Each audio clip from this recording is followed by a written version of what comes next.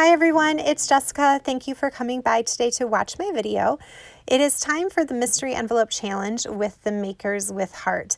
This month, my friend Katie Weeks has sent us all an envelope with some pieces of paper, some coral shimmer trim, a couple of bits of zip strips, and then also some bitty sparkles. So the way the mystery envelope works is whoever's turn it is to send out the envelopes gets to set a couple of rules, and then we have to create something with the pieces that are sent to us. So we all have the exact same thing in our envelope. And Katie's rules for this month are that she wants us to do a little bit of a sampler because these are some papers from the new Four Seasons Autumn paper pack. Now, as soon as I saw that rule in there about making a sampler, I knew exactly what I wanted to do. One of my favorite kinds of layout designs is to do the triangle heart. That was really popular not long ago. And so I pulled a couple of samples here of some layouts that I have made using that same triangle pattern. And so originally that's what I thought I was going to do when I saw that rule in the envelope, because we have to show the parts of each of the papers she sent, the front and the back. But then I thought, instead of doing a heart, maybe I can make a pumpkin, because the photo that I'm going to scrapbook is actually from a 5K that my husband and I ran, and the name of the 5K was called the Lucky Pumpkin Run. So I did a little sketch out on my graph paper here to see, can I make this work? And I think that I can. Now, if you were going to do the triangle heart design, then you would need 10 2-inch squares that you would cut in half to form triangles. But for my pumpkin, I'm not going to do triangles except for where I need an angle. I'm going to keep my squares at 2 inches, and I'm going to need 14 of them is what I have figured out. So I am going to mat my layout like I have done some of those other ones on a piece of colored cardstock. So I'm just gutting out my mocha cardstock here. And then I'm taking all of those 2-inch squares that I had cut up with the papers from Katie, and I'm playing around with where they might want to go. I don't want any of the patterns next to each other, so I'm trying to do my best to kind of spread them out a little bit. And then according to my design, I need a couple of rows of four squares. And then I'll really just need some triangles in the corners where I'm going to create that angle for the curve of the pumpkin. But otherwise, like I said, I'm going to keep everything in squares rather than doing triangles like I would normally do if I were forming a heart.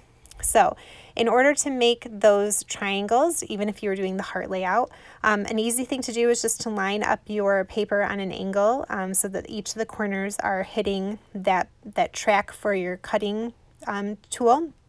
And then you can just slide your cutter right through it, and it makes a triangle. So really easy to do. It's a really fun way to create a background on your layout. So one of my favorites. So I think this is the basic idea. I haven't glued anything down yet. And I'm probably going to put my photo over there, kind of like I had done in some of those heart layouts. It seems to be the general idea of what I usually do when I make this kind of layout. But before I do any of my adhering, I want to edge distress each of these squares and triangles with the coordinating ink colors. So I've pulled Sundance, Nectarine, Paprika, and Mocha inks because those match all of the papers that I have here in my pumpkin. The other thing I want to do is take my Gilt gloss spray and add some splatters to the background of my white daisy cardstock before I put anything down. I don't know about you guys, but I feel like that gold gilt color just kind of screams fall and autumn, and I thought that it would go perfectly with my pumpkin layout here. So I'm just screwing off the top and then holding that nozzle part, tapping against it, and creating some splatters. So it does dry fairly quickly, but I did set that aside for a minute to let it dry.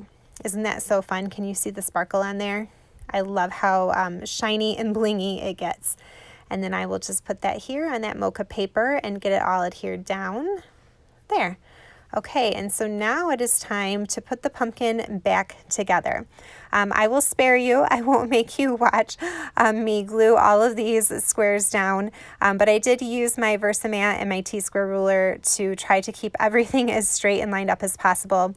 I knew that if I didn't, that things would go horribly wrong pretty quickly, so I was trying to be very careful about that. I recently did a layout with my photos in a grid pattern, and it was the same thing. I was like so thankful for my Versamat and my T-square ruler. So it really does make keeping things straight so much simpler. So like I said, this photo here is of my husband and I. We participate every fall in a local 5K. It is for a charity that is really wonderful. I will leave some information about that down below if you are interested and want to check it out. But it's just one of our local families, and they are hoping to build a not a research facility, but a treatment facility for cystic fibrosis in the area, just because right now families who unfortunately are dealing with that have to travel quite far, and it's not convenient. So that is the dream and the goal behind the Lucky Pumpkin 5K. Now, one of my favorite things to do on my projects is to add hand stitching, and because this pumpkin kind of reminds me of a patchwork quilt, I knew for sure I was going to have to get my needle and thread out. So I am using just a piece of foam and then my piercing tool and then this old stitching ruler to poke some holes all the way around the edge of my pumpkin. And then off camera, using some brown embroidery thread, I just went around with a back stitch and stitched all the way around that. Now this stem here for the pumpkin, I found on one of my Cricut cartridges. I believe it was the Artistry cartridge. I will double check that and leave it in the description down below. But I just cut that out in mocha paper, and then I knew I needed some leaves. But one of Katie's rules is that we could use any of the coordinating cardstock colors for this paper pack. And so green isn't one of them, and there really isn't any green otherwise, so I just cut my leaves out of toffee paper. Now I am using some paprika cardstock to create my title here. So what I've done is I've just grabbed the simple serif thin cuts. I've got both the uppercase and the lowercase, and I want to cut it out 4 times and stack my letters together, glue them together to really create more dimension. So I'm trying to work smarter and not harder. So what I'm doing is I'm cutting myself some strips of cardstock. I'm being generous with the adhesive, and I'm going to glue 2 of them together. I'm pretty comfortable with stacking my cardstock up 2 sheets and running die cuts through. It still cuts beautifully that way. So if I do it this way, then 2 of my cut letters will already be glued together, and I won't have to cut, 4 of them and then glue 4 of them together. I'll just really cut 2. I'll cut twice, and then I'll have to glue once, and it'll be a lot faster that way. So that's what I'm doing here. So as I'm pulling these out, I've already got 2 layers of cardstock stuck together, and then I will repeat that process again and then take my next round of letters and then just adhere the 2 of them together. I hope that that makes sense. So I'm going to cut out Lucky Pumpkin 5K, and I won't make you watch me cut all of those out. But like I said, I was just trying to be more efficient with my time, and it worked out beautifully. I've actually never done it this way before, and I don't know why I never thought of it before, but it really worked out so well and saved me a whole lot of time. So you can see here that when I stick it back down to run it through the second time, remember I still have 2 pieces of cardstock there. I couldn't quite fit the Y on, so I just cut myself another tiny little piece, glued those 2 together. I'm trying to remember to make sure that I've got the right color facing up, because Close to My Heart's cardstock is two-tone. So one side has the darker, truer shade, and the other side is a lighter version of it. So trying to make sure I cut all of my letters on the same shade of cardstock. So there, now all those are done. And then I've also matted my photo in that same paprika cardstock and put it on some foam tape. So that's going to go over there. And then I will just use my Barely Art precision glue to put a little bit of glue on the back of each of those letters. There are 4 of them stacked high. At the end of the video, I'll show you some close-ups, and you can see just how much dimension that really does add to your letters. But I don't think that it really makes the layout very bulky, but it definitely gives the title a lot more presence, and I really love that trick of stacking the letters together. So there, that part is done. So you can kind of see it a little bit here if I turn it to the side.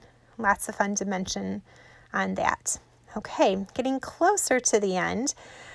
This is where I'm like, all right, I still have a few other little parts in my envelope from Katie. She sent a couple of pieces of zip strip. I tried to work those in, but I'm sorry, Katie, I just couldn't quite make those happen, so those will have to go somewhere on a different project. But she also sent this piece of coral shimmer trim, so I thought, well, it'd be kind of fun to get a little bit more sparkle on here. So I kind of play around with it, and I think I might tuck one on the top or the bottom or the side to side to make it look like there's some glitter paper behind my photo. But since I didn't have a long enough strip to do that, I just cut it in half since you really won't see the whole thing. And then I just trimmed it so that they were the same length. And then when I pull the backing off, I did kind of get a little stuck here. I had to fuss for a second. I'm like, how am I going to stick this down underneath my popped up photo without like totally messing it up? How am I going to do that? And then I thought, oh, I'm going to use this little tool that I have, and I can't remember the name of it, but I will leave it in the description box down below. I think it's just called like the paper crafting tool or something like that. And I stick it to the end of that, like the flat end, and then that way it kind of worked as like a little extra finger, a finger that was much easier to use than my own large chunky fingers, and that worked out perfectly to kind of slide it underneath and then just push down on top of that shimmer trim when I was ready for it to stick to the page. So you can see again, I just stick it there to that flat end and then slide it underneath, which is easy to do because of that foam tape, and then push it down when I've got it where I want it to go. And that worked out a whole lot easier than I thought. Okay, this is one of my favorite new stamp sets called See You at the Finish Line. I can't even believe how many times I've actually used this in the last few months. It has been a great stamp set. And I want to add on to my title here. I'm going to use the phrase, see you at the finish line. I will stamp that on a piece of white daisy cardstock with some mocha ink, dovetail the ends, put a little bit of thin 3D foam tape, and then add that underneath my Lucky Pumpkin 5K.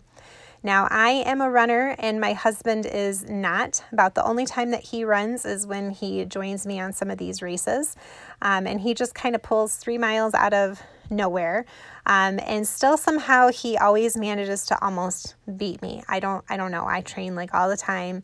But I feel like he just is on a mission to prove something. And so he definitely kind of pushes me, and we kind of race right next to each other towards the finish line. So I thought that that would be a fun addition to the title. All right, so now I'm down to the final part. Katie did include some bitty sparkles, and she said that we were welcome to add some more bitty sparkles or the bigger clear sparkles. So I had just a couple of clear sparkles left in my stash, and I mixed those in with the bitty ones that she had sent me, scattered them around my layout here, around the title and whatnot, and kind of filled in a little space there. Oh, I did stamp some lines there for my journaling, and I carried it all the way up the page because I did have a lot to say in my story there. And that's pretty much it. So mystery envelope, we do it on the 25th every month. And like I said, all of my friends use the same pieces that are sent out to create their own projects. We don't see each other's projects until the 25th when all of our videos go live, and so it is a lot of fun just to kind of see how people imagine, the same materials. So be sure to check out all of those links that are down below so you can see what the other Makers with Heart created with this month's mystery envelope. And again, thank you so much for watching today and stopping by. If you are not already a subscriber, I would appreciate it if you would hit that subscribe button. And I always love reading people's kind comments, so feel free to leave me one down below. Have a wonderful day and happy crafting. Bye.